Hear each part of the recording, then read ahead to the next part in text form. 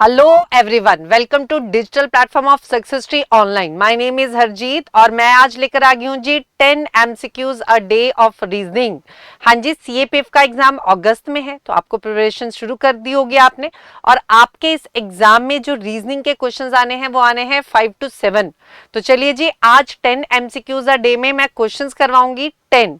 ठीक है जी। और इसमें जो मैंने क्वेश्चंस प्रेफर किए हैं वो सीरीज और ब्लड रिलेशनशिप के किए हैं, क्योंकि बच्चा बहुत ज्यादा गलतियां करता है सीरीज में। प्रैक्टिस बहुत जरूरी चाहिए रीजनिंग और मैथ की।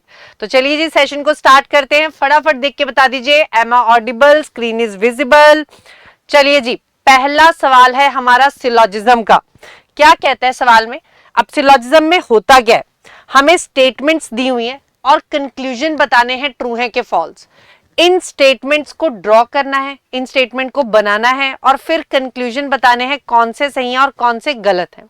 जो आपको कंक्लूजन बिल्कुल सही दिख रहे होंगे वही सही करने हैं, जो आपको नहीं दिख रहे उसको आप गलत कर देंगे। क्या स्टेटमेंट है? सम डोर्स आर लॉक, तो मैंने बनाया सम डोर्स आर लॉक, ये आ गया। फिर उसने क्या कहा? ऑल लॉक्स आर राउंड, तो ऑल लॉक्स मतलब सारे लॉक्स क्या हैं? राउंड है। अब कंक्लूजन पढ़ते हैं। तो पहला कंक्लूजन है नो डोर इज राउंड। अब देखिए मेरे पास नो वर्ड, अगर मेरी स्टेटमेंट में कहीं पे क्रॉस नहीं है तो आपने कंक्लूजन में भी नो को कभी ट्रू नहीं करना। मेरे पास जो स्टेटमेंट है वो सारी क्या है? पॉजिटिव। अब इसमें कहीं पर नो नहीं है तो आप इसको देखते ही गलत कर दीजिए। ठीक है जी। अगर ये सही करना है तो ये आपके पास यहां पर होना चाहिए, काटा होना चाहिए, नो डोर्स आर राउंड। अगर आपकी स्टेटमेंट में कहीं काटा नहीं है तो ये देखते ही गलत हो जाएगा। दूसरा क्या है? सम राउंड्स आर लॉक्स, तो सम राउंड्स आर लॉक, बिल्कुल सही। अब देखिए ये राउंड्स है तो इस राउंड्स के अंदर क्या आ रहे हैं? लॉक्स आ रहे हैं, तो सम राउंड्स आर लॉक्स, तो सम राउंड्स आर लॉक्स, बिल्कुल सही। दूसरा क्या है? सम लॉक्स आर राउंड, तो सम लॉक्स आर राउंड। अब देखिए अगर पूरे का पूरा लॉक राउंड है तो आधा भी तो है। अगर पूरा बच्चा क्लास में है, पूरा का पूरा बच्चा क्या है? क्लास में, तो आधा बच्चा भी तो क्लास में है। जब पूरा आ गया तो आधा भी आ गया। ठीक है जी, जब पूरा आ गया तो आधा भी आ गया, तो ये भी सही हो गया। All doors are round, all doors are round का मतलब है सारे के सारे डोर्स क्या है? राउंड के अंदर। अभी मेरे पास क्या विजिबल है? सम डोर्स आर राउंड, मुझे सम दिख रहा है, ऑल नहीं दिख रहा, तो ये क्या कर देंगे? गलत। अब इसमें मेरे पास कौन से कंक्लूजन सही होंगे? सेकंड एंड थर्ड, तो मेरा आंसर क्या रह गया? Option B. आपने ये पढ़ लेना है क्योंकि ये आपके हर बार चेंज होंगे, तो आप चेक कर लीजिएगा कौन सा ऑप्शन मार्क करेंगे। चलिए जी, अगला सवाल है सीरीज का। अब देखिए सीरीज को क्रैक करने का कोई भी हार्ड एंड फास्ट रूल नहीं होता। आपको स्क्वायर्स आने चाहिए, क्यूब्स पता होने चाहिए, प्राइम नंबर्स पता होने चाहिए, क्योंकि जो ज्यादातर क्वेश्चन होता है, मैक्सिमम क्वेश्चन वो स्क्वायर्स, क्यूब्स, प्राइम नंबर पे ही बनते हैं। तो चलिए इस क्वेश्चन को देखते हैं। अब इस क्वेश्चन में क्या है? 0, 7, 23, 63 अगला बताना है। अब देखिए इसमें अगर मैं ध्यान से देखूं तो ये क्यूब से रिलेटेड है। ठीक है जी, अगर आपको क्यूब्स याद होंगे, 1 का क्यूब -1, 1 का क्यूब 1, 1 में से 1 गया 0। 2 का क्यूब -2, तो 2 का क्यूब कितना होता है? 8, -2 कितना आ गया? 7। 3 का क्यूब -3, तो 3 का क्यूब कितना होता है? 27, तो सॉरी, ये आपके पास क्या हो रहा है? क्यूब में से -1 हो रहा है। 2 का क्यूब 8, -1 क्या? 7। 3 का क्यूब 27, -1 26। 4 का क्यूब -1, 5 का क्यूब 6 का, 7 का, 8 का, 9 का। तो अब अगला क्या हो जाएगा? 10 का क्यूब -1, तो 10 का क्यूब क्या होता है? 1000, तो 1000 में से -1 क्या आंसर रहेगा? 999। 1000 में से -1 क्या रहेगा? 999। चलिए जी नेक्स्ट क्वेश्चन। हाँ जी, नेक्स्ट क्वेश्चन है 6, 25, 62, 123, 214, 341 डैश। तो मुझे बताना है कि अगला क्या रहेगा। तो अगला मैंने चेक किया। अब इसको भी अगर मैं ध्यान से देखूं ना तो ये भी मेरा क्यूब से रिलेटेड है। ये देखिए 2 का क्यूब 8 -2, 3 का क्यूब 27 -2, 4 का क्यूब 64 -2, 5 का क्यूब 125 -2, 6 का क्यूब 216 -2, 7 का क्यूब 343 -2, तो 7 का क्यूब कितना आ गया? 343 और 2 कम कर दिया तो कितना आ गया? 341।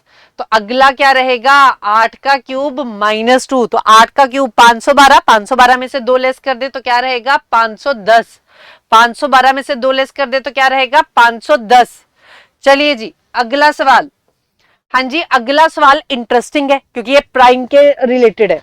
7, 24, 44, 158। अब ये भी स्क्वायर से रिलेटेड है और प्राइम नंबर से भी रिलेटेड है। ये देखिए, अब ये देखिए आपके पास क्या आ रहा है, 2 का क्यूब 8 माइनस 1।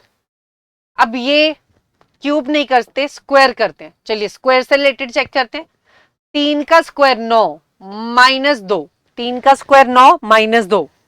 अब ये आ गया 5 का स्क्वायर 25 माइनस 3। अगला आ गया 7 का स्क्वायर 49 माइनस 5। अगला अगर मैं चेक करूं 13 का स्क्वायर 169 माइनस 11।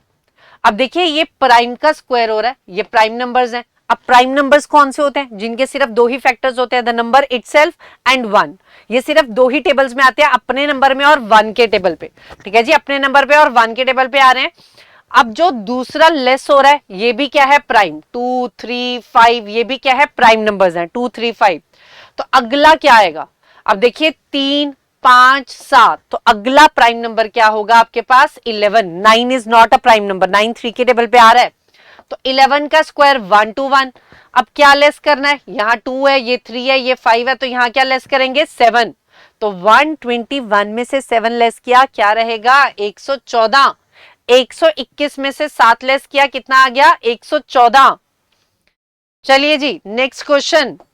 हाँ जी, नेक्स्ट क्वेश्चन फिर से सीरीज का आ गया। 4, 6, 9, 13.5। तो नेक्स्ट क्या रहेगा? अब देखिए अगर मैं इसमें डिफरेंस देखूंगी तो मेरा ये डिफरेंस से नहीं हो रहा। इसमें आपके पास क्या हो रहा है? 4 को अगर मैं 1.5 से मल्टीप्लाई कर दूं तो 6 आएगा। अब 1.5 से मल्टीप्लाई कैसे करेंगे? 4 को पहले मैंने 1 से किया, 4 आ गया। 4 को मैंने आधे से किया तो 4 का आधा क्या होता है? 2। तो ये देखिए 4 प्लस 2 कितना आ गया? 6 आ गया। ठीक है जी, ऐसे ही 6 को अगर मैं 1.5 से मल्टीप्लाई करूं 9 आएगा। अब 6 को मैंने 1 से किया, 6 आ गया। 6 को मैंने आधे से किया, कितना आ गया? 3 आ गया। तो 6 प्लस 3 9 आ गया। ऐसे ही 9 को मैंने 1.5 से मल्टीप्लाई किया, 9 1 जा 9, और 9 का आधा क्या हो गया? 4.5। तो 9 प्लस 4.5 13.5 हो गया। अब 13.5 को भी 1.5 से मल्टीप्लाई कर दीजिए। तो 13.5 को जब मैंने 1.5 से मल्टीप्लाई किया, पहले मैंने 1 से किया तो मेरे पास आ गया 13.5। फिर मैंने 13.5 का आधा कर दिया, तो जब आप इसका आधा करेंगे आपके पास आ जाएगा 6.25। ठीक है जी, 6.75। तो जब आपने इसका टोटल किया 20.25, तो 20.25 क्या आ जाएगा? 21/4। क्योंकि ये जो 25 होता है ये क्या होता है? 25/100।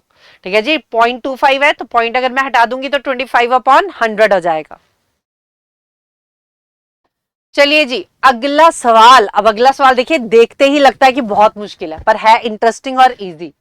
अब देखिए अगर मैं इसको ऐसे सॉल्व करूंगी नहीं होगा।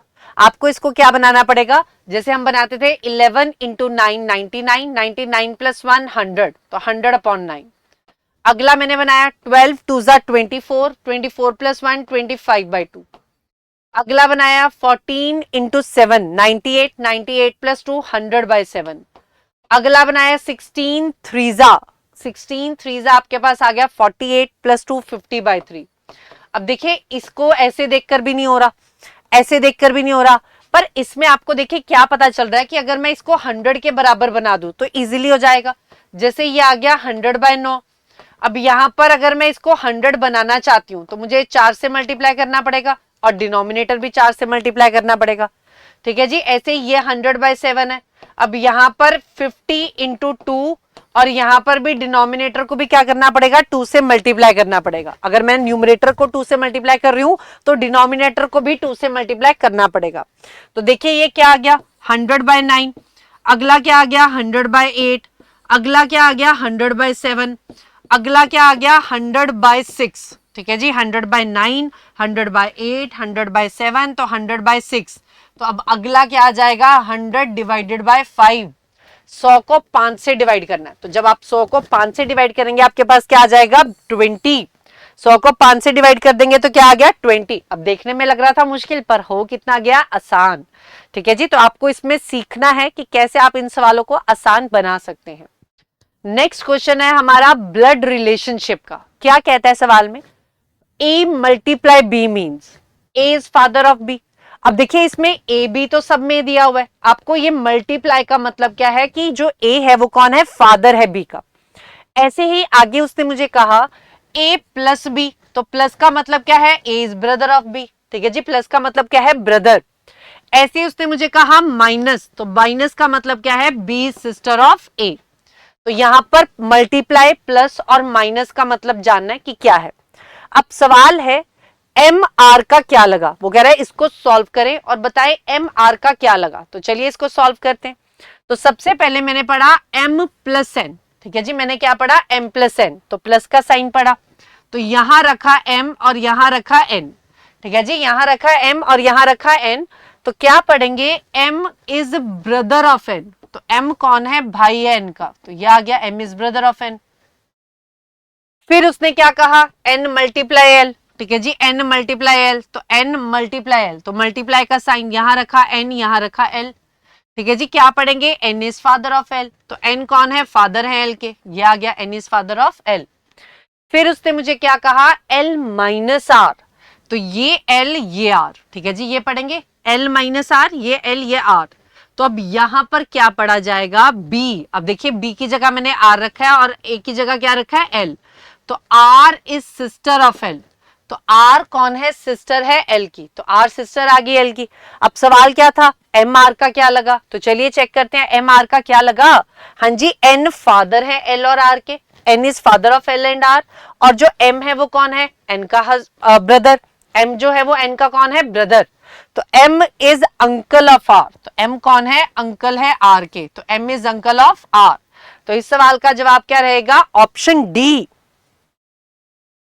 चलिए जी अगला सवाल। अब अगला सवाल क्या कहता है स्क्रीन पे, ये देखिए, Ranjana said to a women. अब देखिए इन क्वेश्चंस को आप एज्यूम करके भी बना कर सकते हैं और फैमिली ट्री बनाकर भी कर सकते हैं, ठीक है जी, एज्यूम करके भी कर सकते हैं और फैमिली ट्री भी बना सकते हैं। तो चलिए अभी हम फैमिली ट्री बनाते हैं। और फैमिली ट्री बनाना कैसे है, अगर तो है जनरेशन गैप तो ऐसे शो होगा, अगर सेम जनरेशन है तो ऐसे शो करें, हस्बैंड वाइफ है तो ऐसे शो करें, ठीक है जी, इक्वल का निशान डाल दें हस्बैंड वाइफ के लिए, मेल है तो प्लस डाल दें, फीमेल है तो क्या डाल दें, माइनस, मेल के लिए प्लस और फीमेल के लिए क्या डालेंगे, माइनस। तो चलिए देखते हैं क्या कहता है। Ranjana said to a women, Ranjana ने वुमेन को बोला, ठीक है जी, रंजना ने वुमेन को बोला, माय फादर, तो चलिए रंजना बना दी, रंजना ने वुमेन को बोला कि जो मेरे पापा हैं, तो मेरे पापा, तो रंजना ये पापा ऊपर, रंजना ने बोला वुमेन को, मेरे पापा जो हैं वो कौन है, पैटर्नल ग्रैंडफादर हैं तुम्हारे बेटे पीयूष के।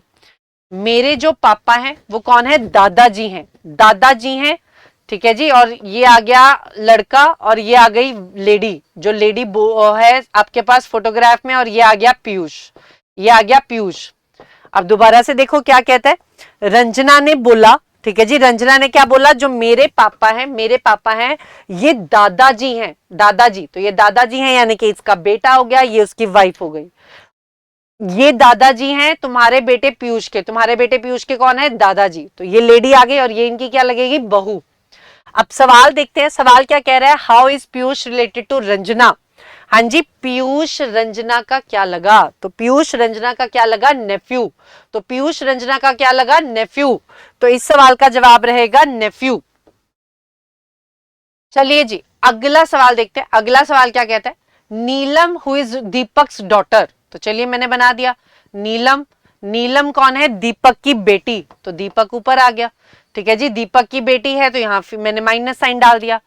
दीपिका को बोल रही है, दीपिका को क्या बोल रही है, तुम्हारी मम्मी रेखा, ठीक है जी, नीलम जो है दीपक की बेटी है, ये दीपिका को क्या बोल रही है, यहां पूरा लिख देते हैं दीपक और ये दीपिका, दीपिका को बोल रही है तुम्हारी मम्मी रेखा, इसकी मम्मी आ गई रेखा, यहां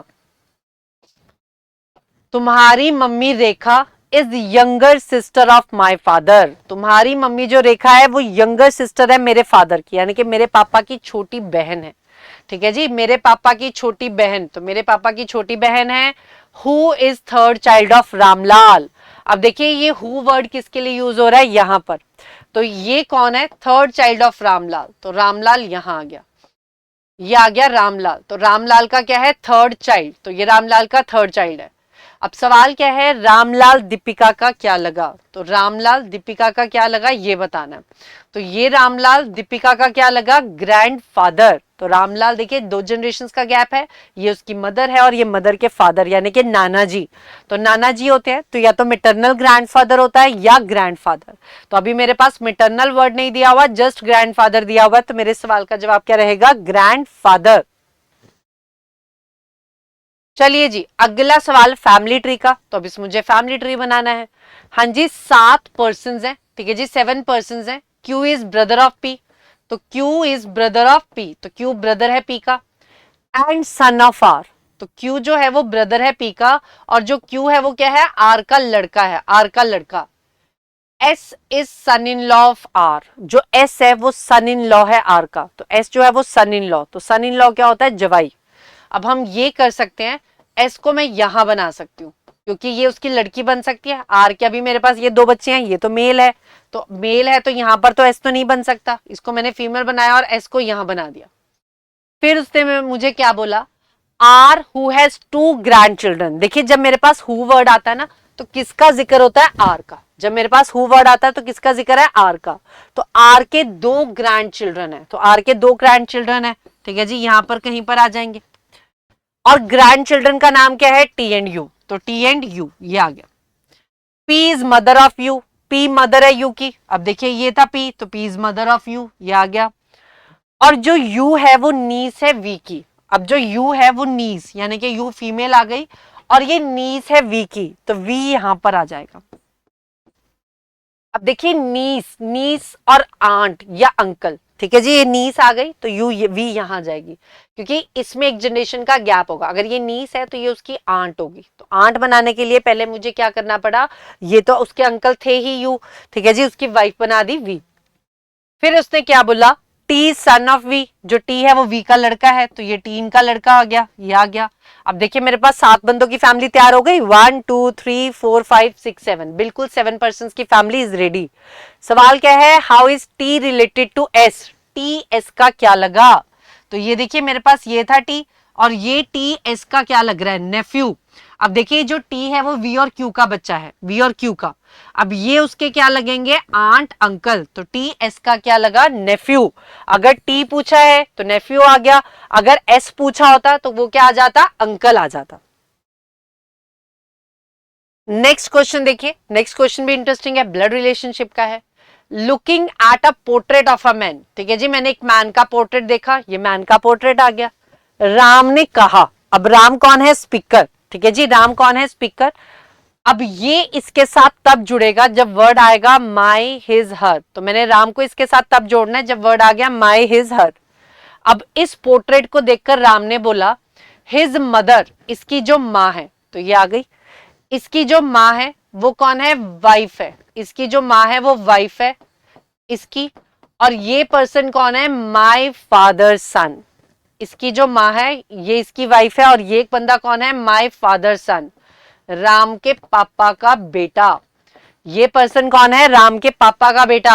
अब देखिए अगली लाइन में क्या कह रहा है, brothers and sisters I have none, उसने कहा मेरा कोई भाई बहन नहीं है, यानी कि राम का कोई भाई बहन नहीं है। तो यहाँ तो राम का एक भाई बन गया, तो ये राम का कोई भाई बहन नहीं है, राम यही है। अब राम का कोई भाई बहन नहीं है तो इससे क्या डिराइव होता है, राम इकलौता बच्चा है अपने पेरेंट्स का, इकलौता बच्चा, तो राम आ गया यहां पर। अब सवाल है राम किसके पोर्ट्रेट को देख रहा है, तो राम किसके पोर्ट्रेट को देख रहा है, ये देखिए पोर्ट्रेट एक जनरेशन नीचे है, तो राम किसके पोर्ट्रेट को देख रहा है, अपने बेटे के। तो राम की ये वाइफ हो गई तो ये उसका बेटा हो गया, तो राम किसके पोर्ट्रेट को देख रहा है, अपने बेटे के। होप आपको समझ आया होगा सेशन। नेक्स्ट सेशन में और क्वेश्चंस करेंगे, तो तब तक के लिए इजाजत दीजिए और सेशन को लाइक और शेयर करना मत भूलिएगा। Thank you everyone, bye bye, take care.